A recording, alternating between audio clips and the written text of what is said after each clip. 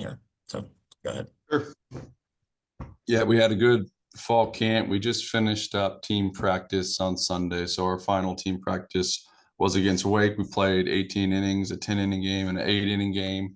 And so just got to see a ton of growth from our guys from the very beginning, starting in Summer Bridge with a lot of those freshmen and transfers starting to trickle in from the summer until individuals that we were able to train and work, and then a 45-day window for team practice, concluding with Wake. But we had a ton of at-bats and a lot of games. I think our at-bat leader from a position player side, plate appearance side, got 84 plate appearances. So we felt really good about how many ABs our guys were able to get over the course of the fall semester. We got to see some ups and downs and so a ton of growth. And then on the pitching side, we were deep with pitchers, so we got to scrimmage a lot and play a lot of games and really evaluate our guys. So after team practice ends, which, like I said, was Sunday against Wake, now we're going into an individual portion so we can really work on developing the skills needed for each individual player. Have a question? Kevin, go ahead. Coach, the new indoor performance center, obviously a focal point of you all being able to work, all through the year. Have you done a plan of, for like individual people, how they use that, how you're going to use the results to evaluate them, then moving into the spring? Yeah, that's already started. We started using motion capture technology for all of our players. So essentially, we have certain checkpoints throughout this fall semester. So right now, I think that we're using motion capture every 3 weeks or a month. So you're basically having somebody throw a bullpen on that technology and seeing where they're at, and then implementing drills to make small changes along the way.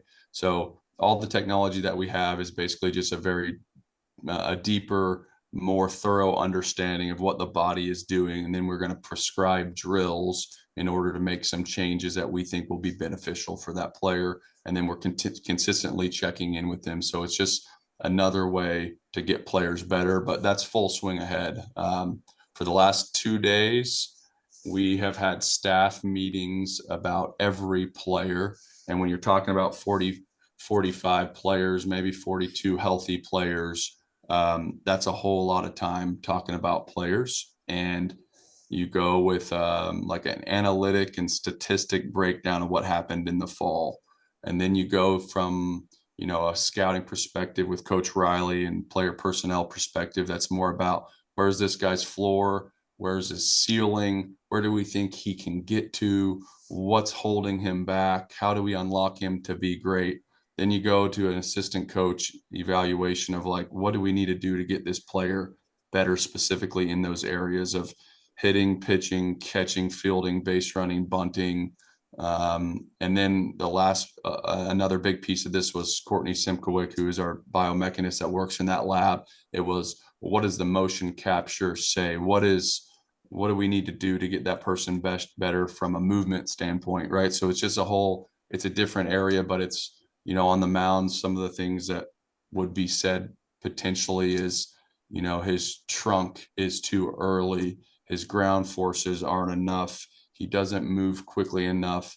Shoulder abduction is too limited. He's crossfire with his front leg, resulting in him being quad dominant on his back leg, like things like that are specific body movement stuff.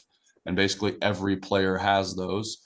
And so then you're piecing this puzzle together. Then the strength coach goes, right? And so it's like, all right, well, why does he do that? Maybe he's not strong enough, or maybe he's not mobile enough, or maybe he's mentally inconsistent, leading to physical inconsistencies in these motion capture stuff. So to answer your question, yeah, full goal implementation. And it's not, I try to steer away from it being magic sauce because it's exciting and it's new for us, but it's another piece of this puzzle, which is here to stay. It's like strength and conditioning 30 years ago where people would say, that's not important. This is here to stay. We just happen to be doing it, I think, earlier than a lot of people. Brian, go ahead. Steve, how are you? Great. How are you doing? I'm doing great. So these fall games that you get to play, whether it's Wake Forest or Kentucky or whoever it may be, what are the true benefits of those games? Like, how do you evaluate those? And then how far into whether it's the rest of this offseason or even maybe the preseason, do you look back at those games and maybe pick something out about them? I mean, how beneficial are these for you guys as coaches when it comes to evaluating and figuring out this team? So important. Everything's important. The practice is important. The training is important. We put a ton of emphasis on our scrimmages that we play ourselves, and you try to create it as game-like as possible, because the best way to evaluate and understand players is to put them in a game setting. So we have Friday night lights that we created where you play on Friday nights under the lights and you invite fans and try to create an environment. We play 3-game series to emulate what the season's going to be like. We play a fall World Series where the teams stay the same and we don't have scripted pitchers coming out of the bullpen because we want them to know what it's like to get their name called in a big moment. So the next phase of that is playing outside competition, which is really important because there is a difference. And when you play somebody in a different uniform, you start to see things happen that hadn't happened in scrimmage games. And so a big piece of it is mental. A big piece of it is facing other hitters and other pitchers, because a pitcher that's having success consistently against our hitters, there's basically two options. Our hitters aren't good enough or the pitcher's really good. But if you start to stack some other teams and you start to see consistency in all those areas, scrimmage, practice against outside competition, you start to think, well, you know what, this guy might just be pretty good. Or you know what, this guy just might not be that good. Or you know what, he's really good at handling in scrimmages, but not against the other team. Hey, this might be a mental limitation that we need to get over. There might be physical limitations.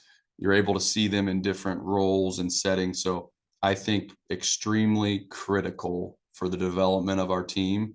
The results are probably the least important piece of a fall result. Actually, I know for a fact it is 100% meaningless. And sometimes there may be benefit to losing games because we're just talking about young people that are trying to stay motivated to be their best version. And although when you get older and mature and you coach for a long time, I think it's a humbling game, and we have so much humble pie eaten that we recognize that those games don't matter. But from a player standpoint, if you struggle, you probably keep your foot on the gas. So some sort of balance of like confidence while keeping your foot on the gas. You need to have confidence to know you're going the right direction, but feeling good about yourself in October is not really a recipe for greatness, in my opinion. Justin, go ahead. Coach, the kind of how you doing? Good morning, by the way. Great to see you. It's fun to see all you guys. It's been a Yeah. long time, it feels like, since we've got to do this stance. To kind of follow up on that fall ball stuff, from what I understand, I might have gotten bad information, but apparently you guys did look pretty good down there in Wake Forest. I'm just wondering, what can you confirm about that? Obviously, Wake Forest is a big name in college baseball, so can you confirm that you guys look good? What can you say there? Yeah. We, for the first time, so the Kentucky games that we played in the middle of the fall, we played strictly developmentally. And every time you put on a uniform, you play to win and you're competing at your highest level. But there are a lot of strategic coaching decisions that have to be made that probably put you in the best situation to be successful, right? And so against Kentucky, for example, we threw no pitcher more than 1 inning. Yeah, okay. Yeah, so we were literally rolling one guy after another. You get your inning and you get out. So it's almost like a heart rate test, who can just handle stepping on the mound and doing what they do. So it's like touch-up work. And then from a position player standpoint, we tried to put the top 9 players that we thought had kind of earned that start in Kentucky, but then we substituted, you put guys in different positions. We essentially played even playing time for every position player when we played Kentucky. When we played Wake for the first 10 innings, with the personnel that was healthy from a position player standpoint, we quote unquote played to win. So we put in what I believed would have been the starting lineup for that day with doing very limited scouting report work. So there could be changes based on left-handed, right-handed matchups and who you want in there. We didn't do any of that work on my end from a lineup standpoint. We just put in who we thought, were the most deserving 9 players that I thought would have a chance to give us the majority of innings in the spring. That always changes. So I'm not going to be correct in my decision making today, but that was the goal. So, and then we let starters get a little bit closer to their pitch count limitation. So we're not going to run guys, do 80 or 100 pitches at this point in the year. But a lot of our pitchers had worked up to 60 pitches. And so, for example, we had Chase Meyer go 2.1 innings, and I think he got close to that 60 pitch mark. And we had Dawson Mentesa throw multiple innings, and Wyatt Mosley, a freshman, throw multiple innings, and Chanson Cole, he threw 3 innings of work.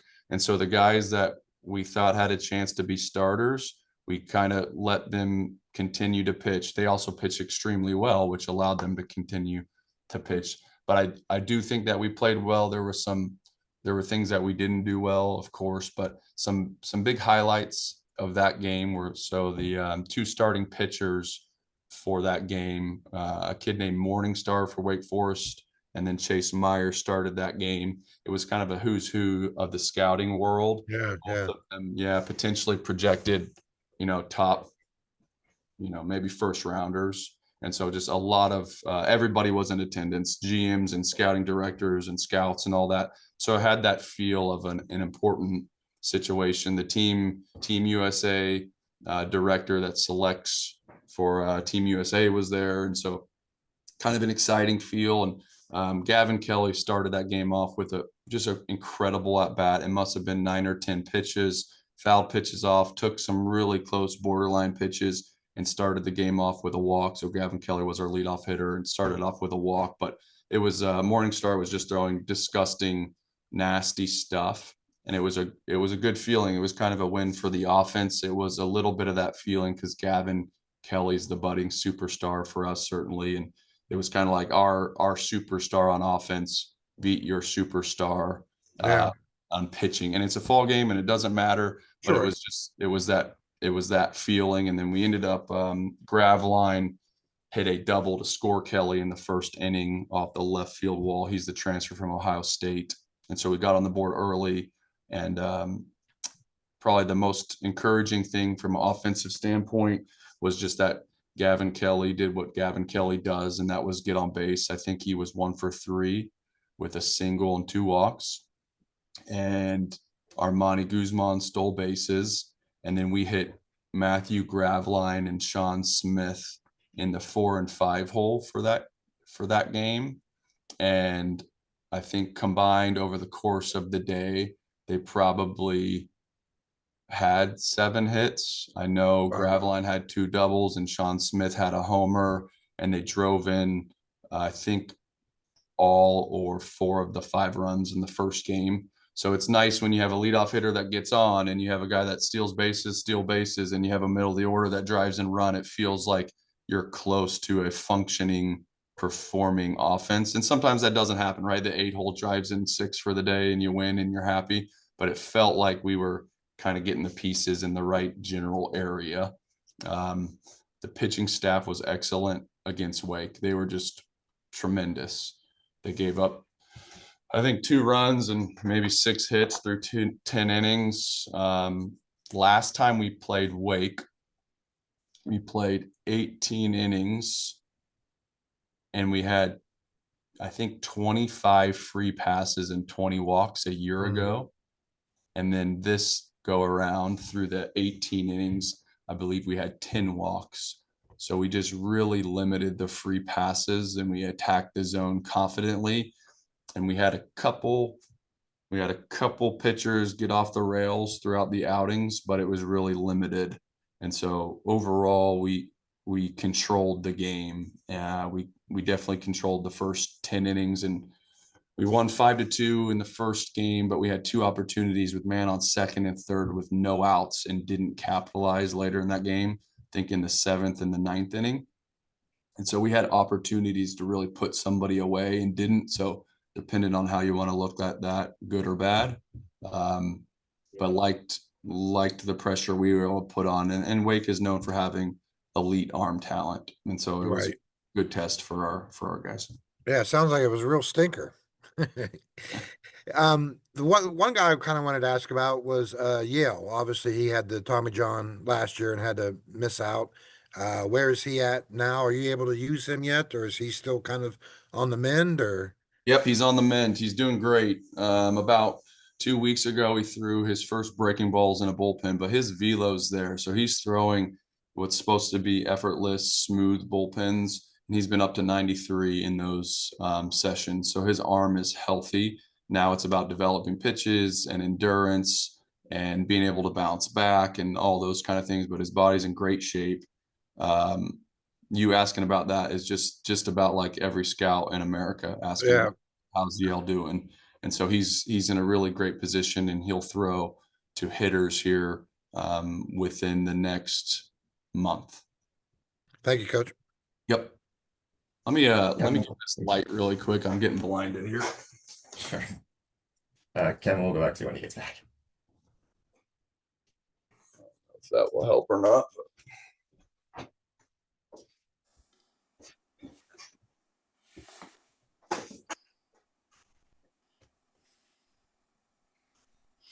Okay, ready, Coach?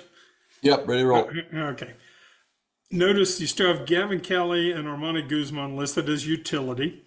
It seems like a big decision there is where those guys play. Do they get a regular spot, and or do you shuffle them around some? And how much did bringing in the new catchers and getting the transfer Graveline that you mentioned allow you to play Kelly in the field, maybe move Armani elsewhere?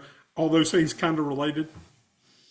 All really related and still unknown at this point. I think Gavin Kelly is a sophomore who has an incredible bat. He's very good behind the plate. He's a superstar player, but he's probably not going to catch every game. That would be unrealistic to plan for that. And so Graveline is been incredible. He was our best offensive player this fall, bar none. He had the most power on base, the most 90s. He had an incredible fall and then performed against Wake and was certainly the best player on the field between those two teams offensively on that day. So that being said, Graveline's going to catch as well. And so when he does that, you're not going to DH Kelly because Kelly's arguably the best defensive player at any position on our team. He's incredible in that perspective. So that puts him somewhere. Shortstop, second base, center field, third base. We've trained him at shortstop because we think it'll be in the infield primarily. And so when you do that, that moves somebody else when Gavin Kelly goes to the infield. And we're keeping Guzman as utility. I think in an ideal world, Guzman would probably play center field every day just because he's one of the fastest players in the nation and has a very accurate arm from the outfield and a strong arm. But we've trained him at second base just as much this year because if an injury were to happen and Gavin Kelly was catching who we want to do catch the most of the innings. Guzman has that ability to play second base at a really high level. And so, yeah, it's really strange because it feels like kind of our most experienced returning leader players play multiple positions at a high level. And I'm a little bit uncomfortable interchanging middle players. I've always tried to keep catching middle infield, center field pretty standard, but I don't know if we're going to get to do that this year as much just because of Gavin Kelly's versatility and the fact that we need to keep his legs fresh. He's not like a grunt catcher back there. He's like a high performing, quick twitch athlete that can hit. So you gotta keep him fresh too. And since you mentioned it, anybody out for the year right now, or are your injuries just, hey, work through them? We are getting guys back. So Cresser had his second start of a game against Wake Forest and got a hit. So he'd been out the entire fall. He's played 2 games this whole fall. He's not throwing yet, but he's coming back. He's able to swing the bat after labrum surgery. So we got Cresser back. There's a freshman named Zahir Barjam, who we had really, really high hopes for, that had hernia surgery and hasn't got to play all fall, but he's on his way back. The only person out for the year is Jackson Ingram, who is a returning middle infielder that had knee surgery. So we have 1 player out for the year. We have some guys, banged up, coming back from injury, that kind of thing, but relatively good shape up to this point. Ryan, we'll go to you. So, Steve, I guess kind of on the same theme of injuries, but hopefully, I guess a lighter note. I guess teams all around the country, no matter what level, they're dealing with arm injuries in the pitching staff, whether it's Tommy John or whatever the case may be. Is the sport starting to figure out maybe a better way to keep guys healthy all season long, or is that still just an evolving process that the target's always going to be moving and it'll always be something to try to figure out? It is not trending in a great direction yet, and the sport hasn't figured that out. That it's pretty clear the issue. It's essentially all on the pitching side, and it's just about maximizing performance. And so it's like anything. If you, at a certain point, your ligaments and joints and muscles can't ask what your body's asking of it. And so we have really done a nice job figuring out how to maximize, and a really easy way to think about it is that we've done a nice job figuring out how to maximize velocity. So how do you throw really hard? And that's why you see everybody in the big leagues throwing 100 miles an hour, but essentially everybody having Tommy John surgery. And so we figured out, how do we maximize throwing hard, and what are the routines in order to do that, and how mobile do you have to be, and how strong do you have to be, and how quickly do you have to move, and what positions do you have to be in. And now it's just, well, how often can you actually do that without blowing out? So I think the next phase of this is it worth sacrificing some velocity and quote unquote stuff in order to stay healthy? And what is that balance? But if you don't have the stuff, you're not getting drafted. If you don't have the stuff, you're not getting into the big leagues. If you don't ever pitch, you're not usable to a team. So there's some sort of balance. And so I think in general with these young guys, normally rest is really important in how you manage that rest, but I don't think it's quite a perfect science. Joe, we'll go to you. Morning, Steve. Let me ask you about both of your new Westons. How cool is it to, after seeing Weston Mazie kind of grow up, what's it like to have him? I know he had the home run in the Kentucky game, and Weston Smith, how did the bridge program kind of help him, and where is he at this point? Both those guys are doing great. Weston Mazie, it's incredible. I mean, that guy was a bat boy 10 years ago, and he was a 8-year-old for us. And so we just got to see him grow up on the field and then make a huge jump coming here. I think in general, it's probably the opposite of what a lot of folks would think. He doesn't have the benefit of the doubt because of his last name. So like everything that guy does, he has to earn in the locker room and with the team, because it's really simple to think that Weston Mazie's here because his dad was the former coach. And it's certainly not the case. He was actually our second highest player in on-base percentage this fall. He had an incredible fall. What Weston Mazie does is essentially control every controllable. So anything that you can do well from a mentality side, from a mental game side, from a preparation side, he is elite at. And so he puts himself in a situation to be successful. So where he lacks right now is physicality and ability to drive the ball consistently. And so he has to make some pretty big strides from a swing standpoint and from a physicality standpoint. But the guy's a leader. He's a coach already as a freshman. He's fit in. He's extremely hard on himself. If anything, we got to like get him to back off how intense he is. He loves the game. He works his ass off. He's been really, really good to coach. And there's been some sort of transition because you go from like, right, he was in the coach's locker room for 10 straight years with me, breaking down games and players. So he's not confused about the conversations that are being had by coaches after every practice and what we talk about and how we dissect players. And so he knows what's expected of him. So it's going to that like coach's locker room guy into a player locker room has been a transition for him, and he's killed it. So really excited about Weston Maisie. And Weston Smith has done great. Like the summer bridge piece was really big for him. Weston Smith went from being really good in his first outing to not good basically the whole fall to really good in his last outing. And that's relatively standard for a freshman that's learning and going through all these things. We actually think throwing all the information at him that we do with our players may have sent him backwards temporarily, because you get a guy from maybe a school or a program that hadn't had any of the information that we have, and all of a sudden you pour on sleep science and strength and conditioning and bullpen routines and throwing programs in class, and oh, by the way, here's some biomechanics data. And I think we probably sent Weston Smith backwards a little bit because he was trying to do things on the mound other than just pitch. And so we think he made a really big stride, but he's mature and confident. He's an awesome kid and really excited about him. He actually started game 6 of the Fall World Series. So he got like a big start, a big nod to do that. And he was up to 95 with a power slider. So he killed it. Justin, we'll go back to you.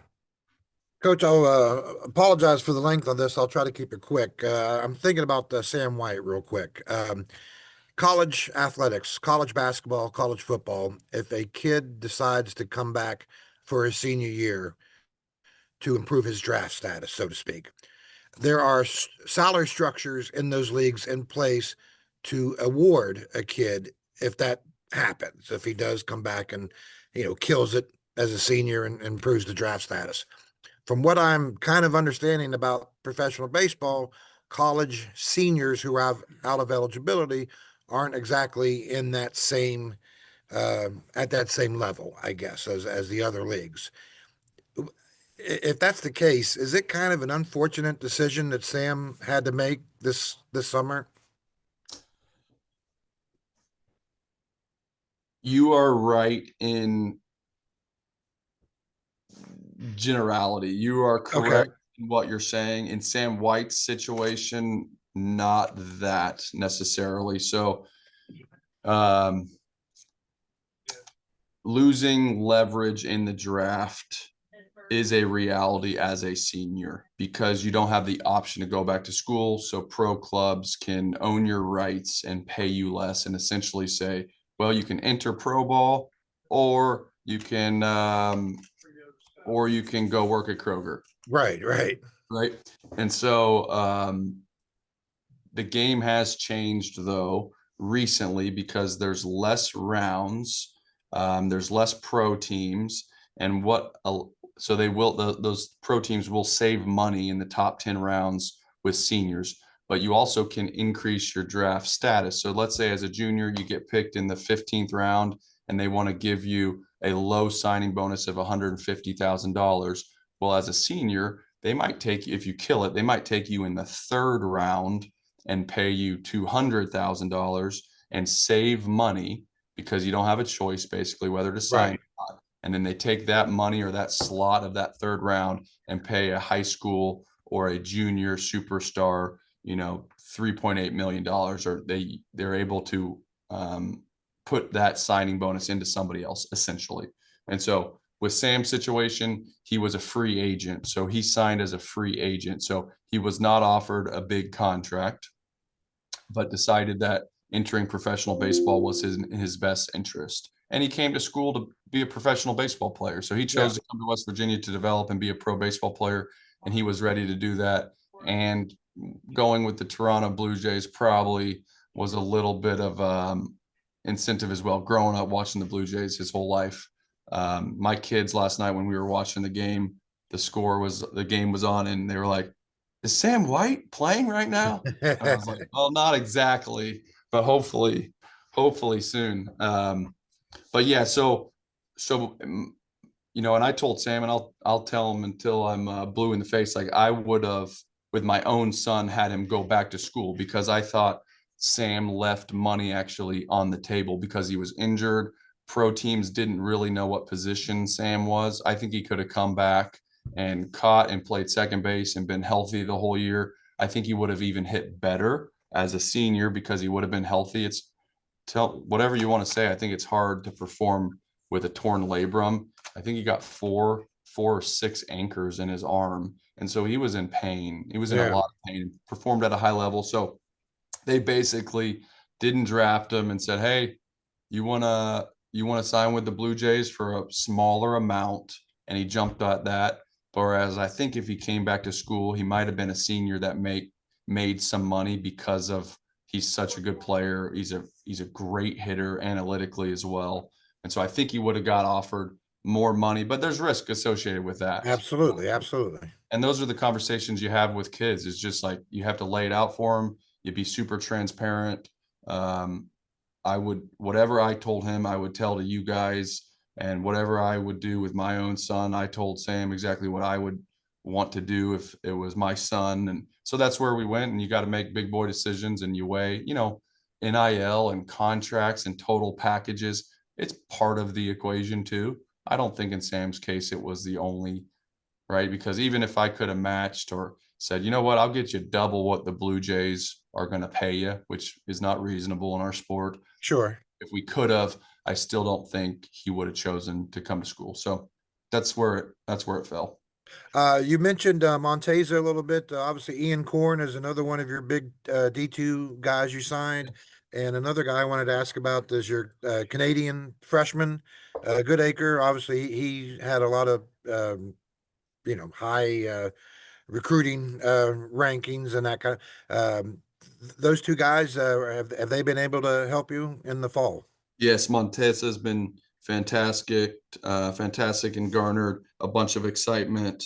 And we basically started him the entire fall. So throughout all of our scrimmage games, we let him start, and he worked up to 60 pitches and really big stuff. He's got power stuff. When you on Friday nights, we would start Meyer versus Montesa, and it was probably our two biggest arms. Both, Meyer 93 to 97 and Montesa more 93 to 95 with some 96s in there, throwing strikes and competing. And then Ian Korn is a super high floor guy that I don't think we've seen his best version. He was great this fall. He's one of our best pitchers. He was 91, 94. He throws 5 pitches for strikes, works fast. He's old, veteran, can really pitch. But he threw over 100 innings, I believe, at Division II. And then he went directly to summer baseball and started pitching. And then he came to Summer Bridge and started getting his ass kicked with new strength and conditioning that he's never done before compared to his previous institution. And then he pitched all fall. So we actually shut him down for Wake and didn't pitch him. We're like, enough's enough, dude. The guy's old. He's thrown over 120 innings this year. He needs rest. So we think when he comes back from the winter break, he'll probably be his best version. It's a little bit like Derek Clark. Clark was just average for us all fall, and Korn was better than average. I don't mean to say that, but Clark was the same way. He just worked himself into the ground. He would throw complete games every time he went out for his Division II school.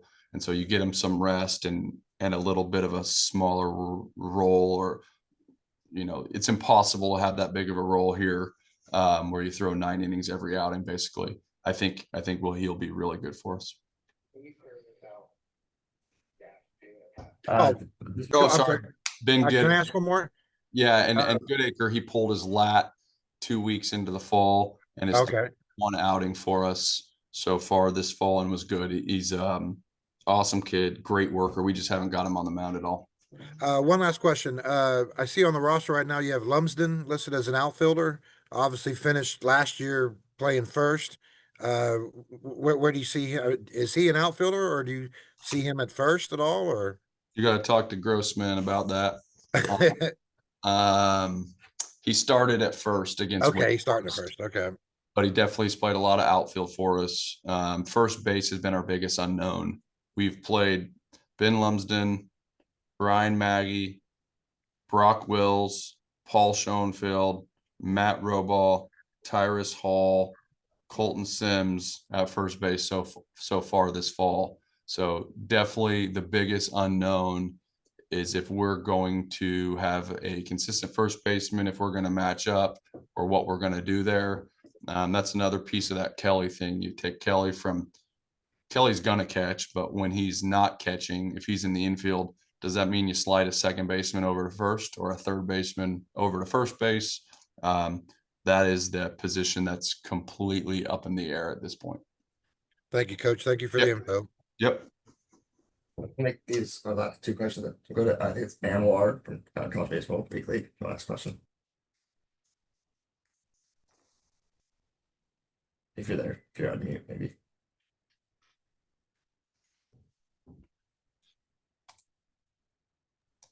Good morning, Coach. What's going on? Sorry, I'm a little late. I'm on that Vegas time. I don't know if anybody has asked this question yet or not, Coach, but how do you like the new setup with fall ball? Whereas, back in the day, you're just scrimmaging mostly each other, but how do you like it? Do you think it helps acclimate the new roster, the new people, joining your program, getting a road game, getting some innings in with them before the, February start? Because we know once the winter break's over, it's go time. It's practice. It's February. Then, the season flies. Yeah, it's great. I love those fall games. There was a push by coaches to get 8 of those fall games so we could do it as much as possible. I think it didn't pass this go around. They're talking about 4 fall games, 8 fall games. I think just being able to see your players compete against the different uniforms is really important because it shows things that aren't shown in inter-squad games. And so I love it. I think it's important. We try to make it as challenging as humanly possible. We went on the road twice. You obviously could sit at home and maybe play a lesser opponent or someone that was willing to travel to your place and be a little bit more comfortable and not get back from Wake at 2 a.m. and drive on buses and eat burrito boxes. But I think in general, it's just an incredible opportunity for your guys to gain experience. So I want to play the best competition and, something that simulates something that we do in the spring, which is travel and buses and road trips and having to perform when maybe you're tired or you had a late night. But yeah, if we could play the New York Yankees on the road in the fall, I would certainly choose to do that. And Coach, real quick, last year there was a lot of speculation and talk about the Big 12 conference in general. You lost 2 great programs, Texas and Oklahoma. Respect to them. However, even me, I was shocked. I thought only 6 teams would get in the tournament. Y'all turn around, y'all get 8 teams in the tournament and get a team to the College World Series. You are one of the teams that have been in the Big 12, over a decade, Coach, versus the some of the newcomers. How do you feel about the depth of the Big 12 and how impressed were you, with your league, last year? The depth is crazy. And when you add teams like Arizona State, UCF, Houston, and these major markets with incredible recruiting bases, you're just going to have really high quality teams. I don't think it's a stretch. Like when you start looking at those teams and how college sports in general is trending, Big 12 teams are going to have the resources necessary to compete at a high level. So I think in the future, having 10 Big 12 teams is not a stretch. You just have these historic programs, and then you have really, really good coaching. And there's only so many teams that are operating at the level that the Big 12 is operating at with scholarships and revenue share and NIL opportunities. And kids are just starting to go there. And with the flexibility of what the transfer portal offers to some of these guys, you're going to see these larger name schools probably continue to accumulate the best talent. And so it doesn't surprise me at all. Day in and day out, just anytime that you show up on a weekend, if you don't play well, you're going to get beat. you have to play really, really great baseball to perform at a high level. And so those teams that we added potentially made us deeper, and it's a true national conference at this point. It's coast to coast. Absolutely, I agree with you, Coach. And then you have the the legendary programs like the Texas Tech and the TCUs. So, and you guys, I mean, Kansas State was right there a couple years ago on the doorstep of the College World Series. I remember in 2024, you guys were about to upset an ACC team. So it's a great conference, and I've grown to have a lot of respect for it. Last question, Coach, and I'm gonna ask you a fun one before I get out of here. I don't know what's going on with this World Series. I tried to stay up for the 18 inning game. I think I made it to about the 12th, and I was done. And I'm on West Coast time, Coach. But who does Coach have winning this World Series, and in how many games, man? I got to take the Jays in 7. My kids are rooting for Sam White, even though he's not on the club. We had a ton of fun when Alek Manoah, he was kind of one of the very first players that we feel really transformed our program when he chose West Virginia. He was very early on in my career. He led us to our first hosting of a regional since 1955. In 2019, he was a junior that was signed first round, and he went to the Jays. And so that was a kind of a monumental change in our program. And I was able to go up and watch him pitch for the Jays in Toronto. It's 6 hours from Morgantown. We recruit a ton of Canada. So I gotta root for those guys because I just think it's gritty. They play for their country. There's some resemblance stuff to West Virginia where it's like this state, everybody roots for WVU, and it feels like when you're playing the Dodgers, right? Like everybody's an underdog when you're playing the Dodgers and you're talking about their payroll. So it's just hard for me to not root for the Jays. And so fired up about those games. And I think they're probably pretty massive underdogs when it comes to the money line, but I'm pretty I think the Jays got a good shot. Yeah, I'm a Phillies fan, so I'm with you, Coach. I couldn't believe they shut down Harper, and some of the lineup we had great pitching from Duran this year, and I was just like, you got to be kidding me. We win all these games, and then we lose. Schwarber's doing good in the lineup. I couldn't believe it, but yeah, I'm with you on that, Coach. You have a phenomenal facility out there in Morgantown, West Virginia. Thanks for the time, Coach. Best of luck to everything coming up in the spring. I appreciate it, man. Yeah, thank you. Final question, Ryan, we'll go to you. All right, so Steve, just did want to ask you about the schedule for this upcoming year a little bit. You got Maryland back on the slate this season. Kind of interested in the Hagerstown game there against Penn State, how that came to be. And then did notice Pitt's only on the schedule once. So if you can just kind of take us through that. And at least I think they're only on there once. Maybe I overlooked one. But either way, just take us through the schedule a little bit if you wouldn't mind. Yeah, let me pull that bad boy up to make sure I know what I'm talking about.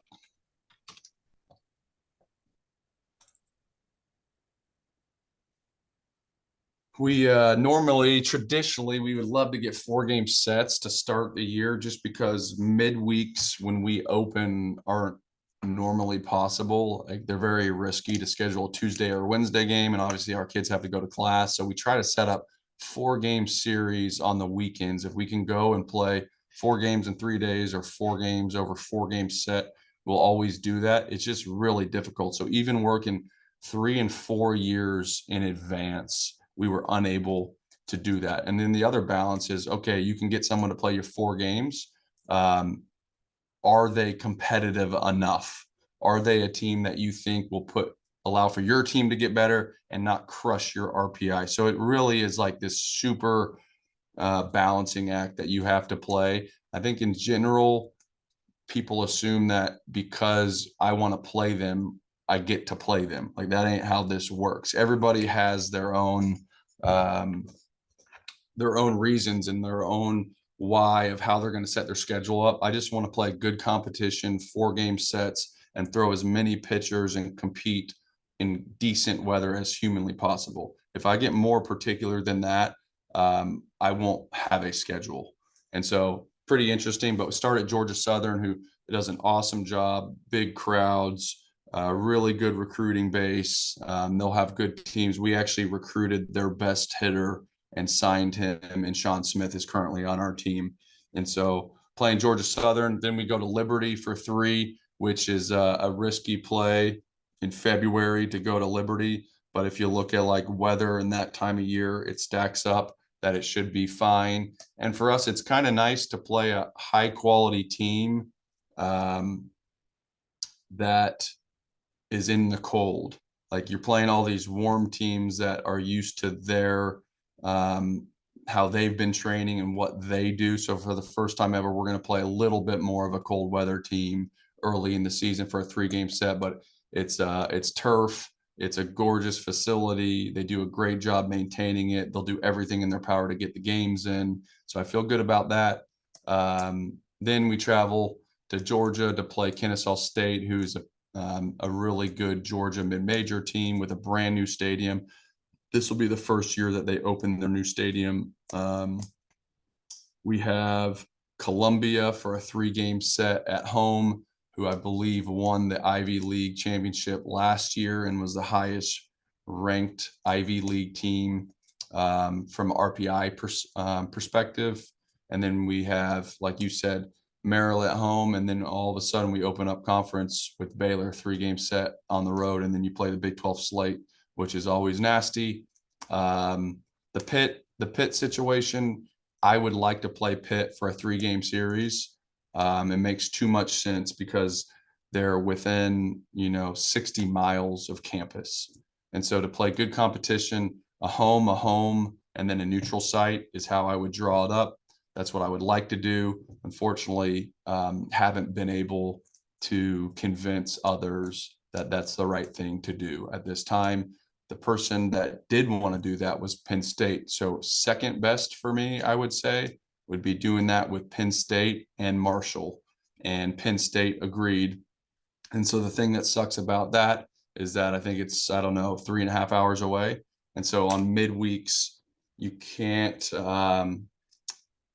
on midweeks, it's just very difficult to travel all day and then to warm up and then play a 6 p.m. game, get done at 9, and then get home, at midnight or something. And so that's really tough. And so basically we both said, man, we'd love to play. I think we're going to get great fans. People will be into the rivalry. You have a great team.